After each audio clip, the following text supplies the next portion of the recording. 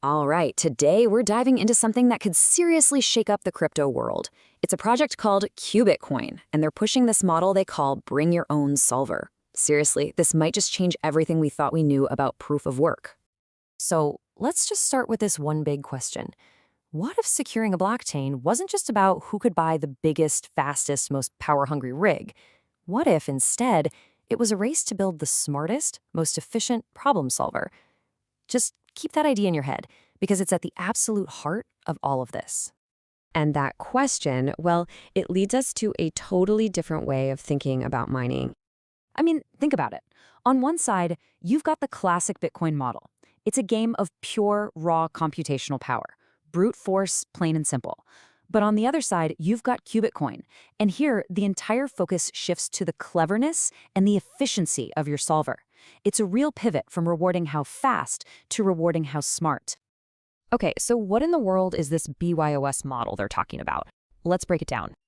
BYOS, it stands for Bring Your Own Solver. And you know, the idea is kind of beautiful in its simplicity. Miners are no longer stuck running the exact same algorithm. Instead, they can actually design and use their own unique optimization engines. They can run them on whatever hardware they think gives them an edge, whether that's a powerful gaming GPU, some specialized circuits, or even some wild futuristic quantum system. And this is where you really see the difference in action. With Bitcoin, every single miner on the planet is running the same SHA-256 hashing loop over and over, billions of times. It's a repetitive guessing game, right? With Qubitcoin, every miner is running their own unique process to hunt for the best answer to a really complex optimization problem. So that brute force repetition gets replaced by a creative search for the best solution. And that solution only gets hashed once at the end, just to prove it's valid. Now, you can probably guess an approach this different is going to completely change how you measure things, right? How you measure performance and success. So let's see how this model redefines some of the most familiar metrics in crypto. And this brings up the biggest question, the one I'm sure is on your mind if you follow this space. If everyone's running a different program, what does a word like hashrate even mean anymore? How do you compare these totally different approaches? Well, the answer is pretty fascinating. Hashrate is no longer a raw count of how many hashes you can do per second. Instead, it becomes an effective or normalized measure.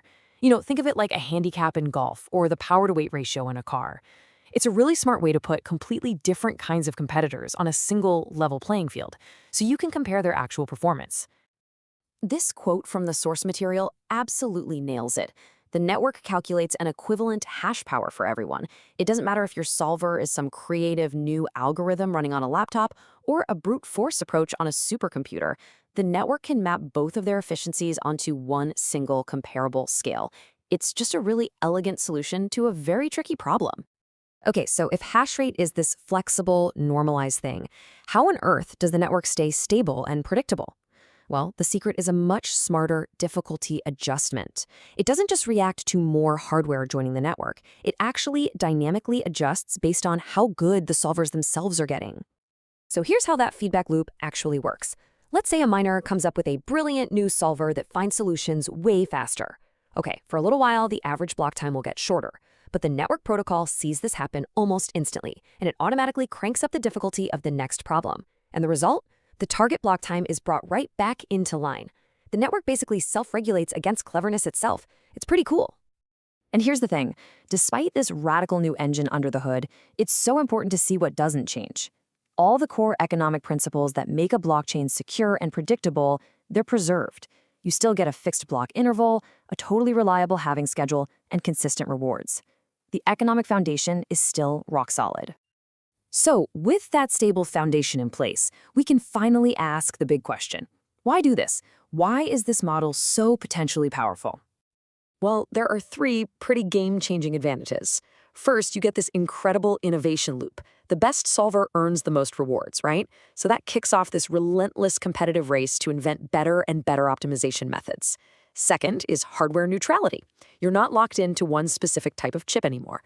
People can compete using powerful gaming graphics cards, custom hardware, even cutting-edge quantum simulators. But the third point, this might be the most profound, ecosystem learning. All of this competitive work to solve these optimization problems generates a ton of performance data, and that data can then be used by researchers to improve how we solve real-world problems in logistics, in medicine, in material science. The network stops just securing itself and starts becoming a giant decentralized R&D lab for humanity. So when you put all of that together, you really have to wonder, is this it? Is this the next evolution of crypto mining? This table really just drives the point home. Look at the shift in what gives a miner their advantage. In the classic model, it's all about hardware speed, period. In the BYOS model, it's about the quality of your solver and how well you can run it. Every single core metric is redefined here, moving from a measure of raw power to a measure of intelligent performance. It's a complete paradigm shift, no question. And that leaves us with this huge question for the future of the entire industry. Is a system that rewards human ingenuity and clever problem solving, not just raw brute force hardware, is that the ultimate destination for proof of work?